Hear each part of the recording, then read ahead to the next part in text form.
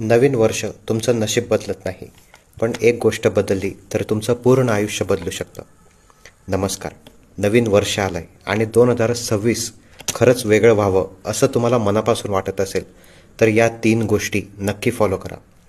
पहिली गोष्ट, जुनं ओझं सोडा. तुम्हाला कोणाचा राग आला असेल, काही तक्रारी असतील, कसली भीती मनात असेल तर हे सगळं मागच्या वर्षातच ठेवा. माफ करा स्वतःला आणि इतरांना, कारण मनाने हलकं झाल्याशिवाय पुढे जाता येत नाही. दुसरी गोष्ट, स्वतःशी कनेक्ट व्हा.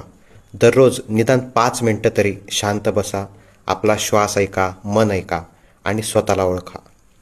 ही छोटीशी सवय तुमची एनर्जी खूप मोठ्या प्रमाणात बदलू शकते. आणि तिसरी महत्त्वाची गोष्ट म्हणजे क्लिअर इंटेन्शन ठेवा.